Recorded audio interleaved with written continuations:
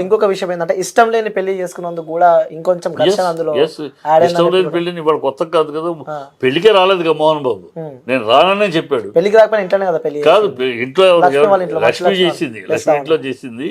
పెళ్లి ఎందుకు రానన్నాడు, పెళ్లి వద్దని ఎందుకు అన్నాడు? ఊరినే కాదు, లవ్ చేస్తే ఇష్టం అన్నాడు. విష్ణు కూడా లవ్ మ్యారేజ్, లవ్ కాదనే బాబత కాదు. ఎందుకు వద్దన్నాడు? స్టడీ చేశాడు. నువ్వెందుకు విడిపోయావు, ఆ అమ్మాయి ఎందుకు విడిపోయింది, ఈ మొదటి పెళ్ళిలో ఇద్దరు విడిపోయింది కారణాలు ఏంటి, ఈ కారణాలు అధ్యయనం చేసినప్పుడు ఆ అమ్మాయి యాటిట్యూడ్ కరెక్ట్ కాదు, ఆ అమ్మాయి యాటిట్యూడ్ మనకు సూట్ అవ్వదు, ఆ అమ్మాయి విడిపోయిన కారణాలు అన్నీ మనం స్టడీ చేసినప్పుడు ఆ అమ్మాయి యాటిట్యూడ్ ఒక డిఫరెంట్ యాటిట్యూడ్.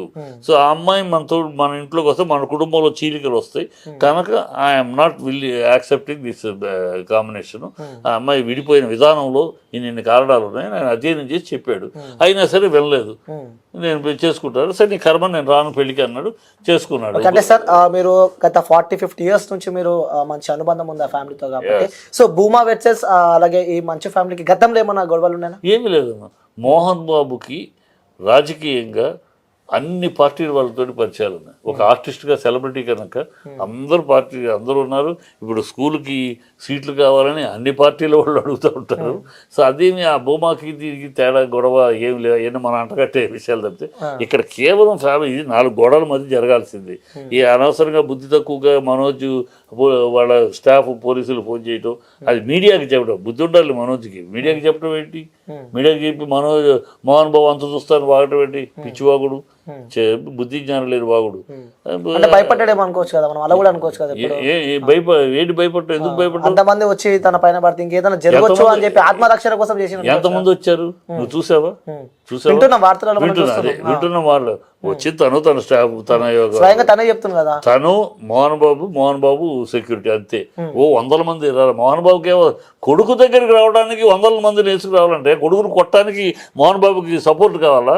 ఒక కొడుకును కొట్టడానికి మోహన్ బాబు టెంపర్మెంట్కి కొడుకేంటి కొడితే చెల్లు అనిపిస్తాడు. మోహన్ బాబుకి సపోర్ట్ కావాలా? మోహన్ బాబుకి అవసరంలా. మోహన్ బాబు సపోర్ట్ ఎందుకు కావాలి? అందుకని 100 మంది నేర్చుకోవాల్సిన కర్మ మోహన్ బాబుకి. కొడుకును కొట్టడానికి తిట్టడానికి 100 మంది నేర్చుకురావాలి. పిచ్చి వాగుళ్ళు అవన్నీ. అక్కడ వాడు బుద్ధి లేని పిల్లాడు, బుద్ధి దారి తప్పిన పిల్లాడు, క్రమశిక్షణ లేని పిల్లాడు, బాధ్యత లేని పిల్లాడు, అబాధ్యుడు. అందువల్లే వాడు జీవితం. సరే ఇంకొక క్వశ్చన్. సరే మీరు ఇన్ని మాటలు అంటున్నారు కాబట్టి, సో పిల్లలను పెంచేదే తల్లిదండ్రులు. సో మరి అక్కడ కరెక్ట్ ఉంటే ఇక్కడ కరెక్ట్ ఉంటారు కదా, అట్లా కూడా అనుకోవచ్చు కదా మరి. అందుకని మీకు మనోజ్ ఇన్నాళ్ళు లేదు, ఈ గత 5 ఏళ్ళుగానే వాడి జీవితం. ఓకే, అంటే పెళ్ళైన తర్వాత అయిన తర్వాత అంతకుముందు మరి మోహన్ బాబు ఫంక్షన్కి 3 బిడ్డలు వచ్చేవారు. ఏ ఫంక్షన్కి బ్రహ్మాండంగా మాట్లాడేవారు కదా. ఓన్లీ ఇప్పుడు ఎందుకు ఈ పెళ్ళి అయిన కాడ నుంచి పోదు. పెళ్ళి ఆ అమ్మాయి ఇన్స్టిగేషన్ వీడు ఇంటికి రావడం, అది అమ్మాయి చెప్పడం, అదే మోహన్ బాబు ఎక్స్పెక్ట్ చేసింది. ఈ అమ్మాయి యాటిట్యూడ్ ఇలా కరెక్ట్ కాదు, ఈ అమ్మాయి యాటిట్యూడ్ లో మనకి ఇలాంటి సమస్యలు వస్తాయి, కుటుంబంలో చీలికలు వస్తాయి. ఆస్తి గురించి సైడ్ నుంచి ప్రెజర్ ఉంది కాబట్టి అటు వస్తారు వచ్చిన చెప్పి అంతే. తిరిగి కూడా ఆస్తి తక్కువేం లేదు కదా. ఈ భూమా ఫ్యామిలీ విషయానికి వస్తే వాళ్ళు కూడా వెల్ సెటిల్ ఫ్యామిలీ. రాజకీయంలో మంచి ఆస్తికి అంతే ఉంది. కంపారిజన్ అక్కడ విష్ణు వెళ్ళిపోతున్నాడు, మనం ఇక్కడే ఉన్నాము. మనం 10 రూపాయల నుంచి 2 రూపాయలకి వచ్చాం, అది 10 రూపాయల నుంచి 100 రూపాయలు. ఓర్వలేక అసూయ, ఆపేక్ష, అత్యాస ఇవన్నీ ఉంటాయి ఈ కుటుంబంలో. ఇవన్నీ మామూలే. ఆ సంపద ఉన్న ఇళ్లల్లో ప్రతి కుటుంబంలోనూ ఒక బిడ్డ ఉంటే వేరు, 2-3 బిడ్డలు ఉంటే ప్రతి కుటుంబంలోనూ. ఇలాగ ఇవాళ ఆంధ్రప్రదేశ్లో సెన్సస్ తీస్తే 190 కుటుంబాల్లో ఈ ఆస్తి విషయంగా అన్నదమ్ములు గొడవ కానీ, తల్లిదండ్రులు తండ్రి కొడుకుల గొడవ కానీ అనేక ఉంటాయి. ఈ ఆస్తులు ప్రతి ఇళ్లలో ఉండేది. కాకపోతే వాళ్ళు సెలబ్రిటీలు కాదు కనుక మనకు మీడియాకి అందదు. వీళ్ళు సెలబ్రిటీలు కనుక మీడియా. బుద్ధి లేని కొడుకులు అంటాడు, దారి తప్పిన కొడుకు మనోజ్ ఉండబట్టి మీడియాకి వస్తుంది. లేకపోతే బుద్ధి ఉన్న కొడుకు అయితే రాదు, మీడియాకి రాదు. మీకు సంబంధం లేదు, మీరు వెళ్ళిపోయినా ఇది సంబంధం లేదు మీరు అని చెప్తాడు. మీడియా వచ్చి అడిగినా కూడా ఇది మా పర్సనల్ మ్యాటర్, మా కుటుంబ విషయం, మీకు సంబంధం లేదు చెప్తాడు బుద్ధి ఉన్నవాడు అయితే. వీడు బుద్ధి లేనివాడు కనుక మోహన్ బాబు అంత చూస్తానని పిచ్చివాడు. సో మరి కొద్దిసేపట్లోనే విష్ణు కూడా ఇక్కడికి రాబోతున్నాడని చెప్పి కూడా మనం పెద్ద ఎత్తున వార్తలు వింటున్నాం. మరి సో 30 మంది బౌన్సర్లను తీసుకొని విష్ణు మనోజ్ దగ్గర వెళ్ళబోతున్నాడు అంటే చూసారు. చీచి తెలియని సన్నాసులు మాట్లాడే కమెంట్లు ఇవన్నీ వేసే విష్ణు రాడు. విష్ణు వస్తే ఇంకా పెరుగుద్ది. విష్ణుకు తెలుసు, విజ్ఞత ఉన్నవాడు విష్ణు. ఈ ఇద్దరు పిల్లల్లో కొంచెం విజ్ఞత వివేకం ఉన్నవాడు విష్ణు. అంటే కొంచెం ఎక్కువ ప్రేమ అనుకుంటా కదా విష్ణు అంటే ఎవరికి? నాకు ఎక్కువ ప్రేమ కాదు, నాకు ఇద్దరు ఒకటే. మోహన్ బాబు నా మిత్రుడు, మోహన్ బాబు బిడ్డలు ముగ్గురు ఒకటే. కానీ నేను విశ్లేషణ ముగ్గురు ఒకటే అయినా విశ్లేషణ వీడు పిల్లడు మన కళ్ళ ముందు పెరుగుతున్నాడు, చక్కగా బాధ్యతగా పనిచేసుకుంటూ బాధ్యతగా చేస్తూ ఒక్కొక్కటి ప్లాన్డ్గా చేసుకుంటూ వెళ్తున్నాడు. సంతోషం, నా మిత్రుడు కొడుకు గర్వంగా ఫీల్ అవుతున్నా. ఈ పిల్లాడు ఏంట్రా అని బాధపడుతున్నా. ఈ పిల్లాడు అదే కడుపును పుట్టింది, ఈ పిల్లాడు తండ్రి కడుపును చెడబుట్టినోళ్ళగా తయారవుతున్నాడే. ఆ డిసిప్లైన్, ఆ మోహన్ బాబు డిసిప్లైనే కాబట్టి కష్టపడతాడు. ఒక సినిమా తీస్తే కూడా ఎంత కష్టపడదు. పొద్దున్నే 7 గంటలకు షూటింగ్ అంటే ఫస్ట్ తను ఉంటాడు. తన షాట్ ఉన్నా లేకపోయినా యాజ్ అ ప్రొడ్యూసర్గా అయినా ఫస్ట్ 6:30 తను ఉంటాడు. అంత కష్టపడతాడు. ఆశాభాషకి ఏదో కాలక్షేపంగా చేయడు. అలాంటి వ్యక్తి కడుపున పుట్టి ఇలా బిహేవ్ చేస్తున్నాడేంటి, ఇలా తయారయ్యాడు బాధ. అక్కడ సంతోషం, ఇక్కడ బాధ.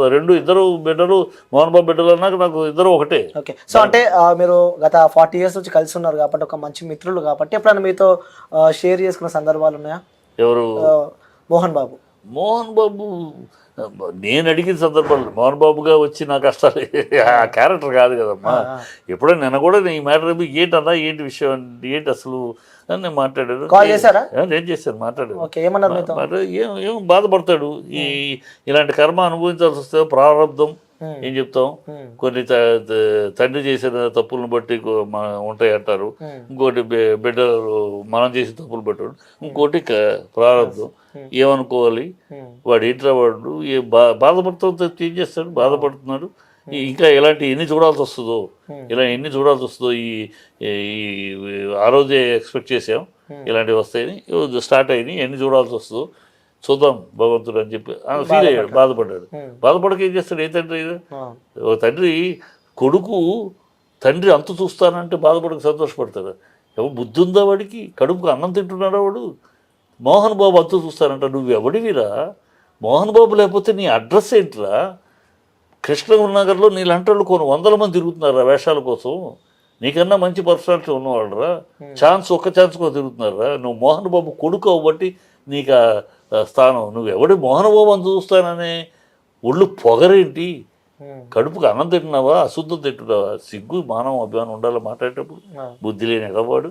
సో ఇవన్నీ వింటూ ఉంటే పర్సనల్గా మీకేమనిపిస్తూ ఉంటుంది సార్? అంటే ఒక తండ్రి కొడుకుల ప్రేమ అనుకోవచ్చు. సో అట్లా ప్రేమగా ఉండాల్సిన ఫ్యామిలీలో ఇలా ఇష్యూస్ దురదృష్టకరం అనుకుంటాను నేను. ఖచ్చితంగా దురదృష్టం. మోహన్ బాబు ఫ్యామిలీలో ఇలా ఎందుకంటే మోహన్ బాబు అంత డిసిప్లిన్గా పెంచాడు. పిల్లలిద్దరినీ కూడా ఒక స్టార్ యొక్క పిల్లలుగా పెంచలా. మామూలు మిడిల్ క్లాస్ లైఫ్ లాగానే డిసిప్లైన్ కట్టడితోటి పెంచాడు. ఒక కట్టడిగానే పెంచాడు, ఎక్కడ కంట్రోల్ పెడుతూ పెంచాడు. కనుక నేను మోహన్ బాబు పిల్లల విషయంలో ఇలా వస్తుంది, ఇలాంటి రోజు వస్తుందని నేను ఎక్స్పెక్ట్ చేయలే. I'm very depressed. చాలా బాధేస్తుంది. Okay sir, thank you sir, thank you so much.